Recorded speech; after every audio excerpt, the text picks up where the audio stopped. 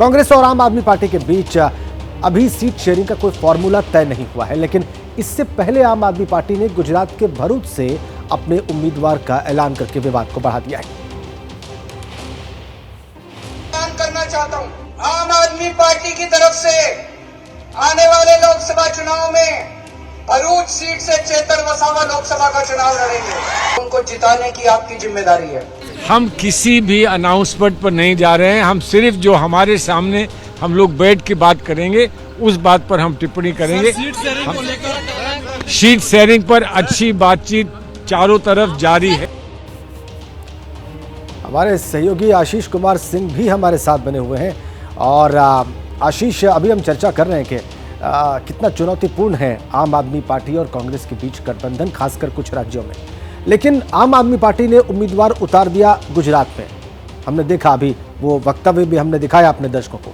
तो आपको क्या लगता है इस दृश्य में और पंजाब कांग्रेस के नेताओं और वहां पर आम आदमी पार्टी के नेताओं के बयानों के संदर्भ में यह रास्ता कितना मुश्किल है? दिल्ली को छोड़ करके सभी जगहों पर रास्ता बड़ा मुश्किल है। निश्चित तौर पर it is there to be seen. पहले से हम देख रहे हैं कि किस तरह से आम आदमी पार्टी जब राजनीतिक अस्तित्व में आई थी तो पूरा कांग्रेस का वोट बैंक ही एक तरह से कहा जाता है कि उन्होंने अपनी तरफ शिफ्ट कर लिया था जिन राज्यों में उनका वर्चस्व है। हाउएवर, इंडिया अलायंस की बात करें तो अरविंद केजरीवाल ही सबसे पहले वो नेता थे जो बार बार ये इंसिस्ट कर रहे थे पिछले साल ही 30 सितंबर तक सीट शेयरिंग को कंक्लूड कर लिया जाए। वो बार बार कहते थे कि टाइम इज रनिंग आउट और अब ये कोशिश की जा रही है कि 15 जनवरी तक किसी तरह सीट शेयरिंग कर ली जाए।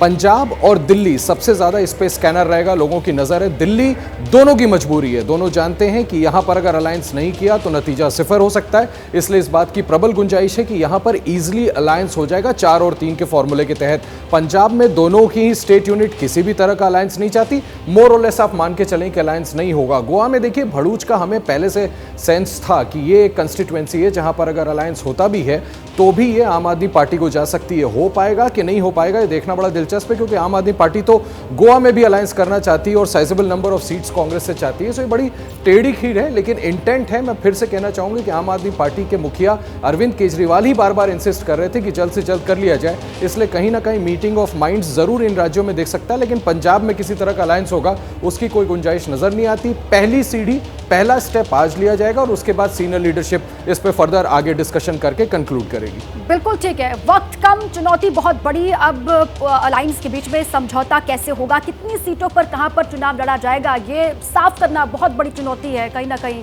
अलग अलग दलों के सामने। अब सीट शेयरिंग को लेकर होने वाली बैठक में आप सांसद संदीप पाठक, आतिशी और सौरभ भारद्वाज शामिल होंगे। आज की जो होने वाली मीटिंग है वो बहुत अहम है। कांग्रेस नेता मुकुल वासनिक भी पहुंचेंगे। कुछ डिटेल्स हैं इसी को लेकर, आपको जरा हम जल्दी से वो बता दें। आज की मीटिंग क्यों इंपॉर्टेंट है, जो होने वाली आप और कांग्रेस के बीच में। सीट बंटवारे पर कांग्रेस का फॉर्मूला सूत्रों के हवाले से यह है कि कांग्रेस लड़े 310 सीट पर, गठबंधन को 240 सीट और गठबंधन 9 राज्यों में है।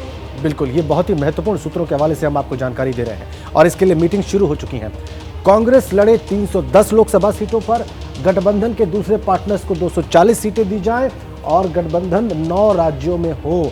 ये कांग्रेस का फॉर्मूला है, ये कांग्रेस का विचार है। और आइए इस पर हमारे सहयोगी आशीष कुमार सिंह जो लगातार हमें बता रहे हैं कि कांग्रेस कैंप में क्या चल रहा है, उन्हीं से समझ लेते हैं। ये जो फॉर्मूला है या कांग्रेस ने अपने लिए या अपने हिसाब से सोचा है, इस पर उसको सहयोगी दलों का साथ मिल जाएगा? आशीष, मैं माफ़ी चाहता हूं, दरअसल एक मालदीव्स की अपडेट थी, मेरी नज़र उस पर थी। अगर आप रिपीट कर दें अपना सवाल प्लीज़। आशीष, हमें बता रहे थे कि कांग्रेस किस तरीके से सोच रही है इस चुनाव को लड़ने के लिए। देखिए ऐसा जी देखिए ऐसा है कि पहले ही कल हमने देखा बड़ा मेजर डेवलपमेंट है। 541 लोकसभा सीटों पर कांग्रेस ने अपने कोऑर्डिनेटर्स डिप्यूट कर दिए। मुझे लगता है कि किसी भी नेशनल पॉलिटिकल पार्टी के लिए एक स्मार्ट मूव है जो कल कांग्रेस ने किया है और कहीं ना कहीं उनका इंटेंट है कि कम से कम तैयारी हर सीट पर हम अपनी लोकसभा चुनाव लड़ने के लिए कर लें। जहां पर अलायंस होता है वहां पर ये इंश्योर करना पड़ेगा कि हमें वोट्स ट्रांसफर करने पड़ेंगे, अपने एलआई के साथ मिलकर के लड़ना पड़ेगा।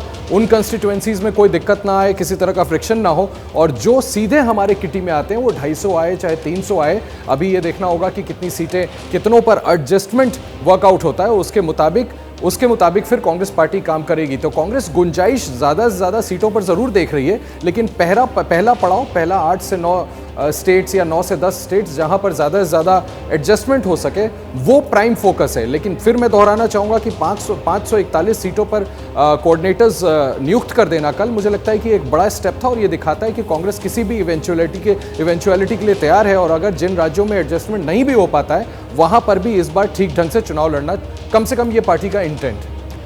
बिल्कुल ठीक है आशीष, आप रहे हमारे साथ और दीपक भी जानकारी दे रहे थे। दीपक, आपका शुक्रिया। सब दलों के अपने अपने फॉर्मूले हैं, अब किस फॉर्मूले पर सहमति बनेगी इस पर लगातार नजर, चूंकि वक्त कम है। इंडिया गठबंधन में सीट बंटवारे पर चल रही चर्चाओं के बीच कांग्रेस ने 539 लोकसभा सीटों पर संयोजक अपने तय कर दिए और कांग्रेस ने इन संयोजकों के नाम की लिस्ट भी जारी कर दी है। ये संयोजक अपने लोकसभा क्षेत्र में चुनावी तैयारी पर नजर रखेंगे और कांग्रेस आलाकमान को फीडबैक देंगे।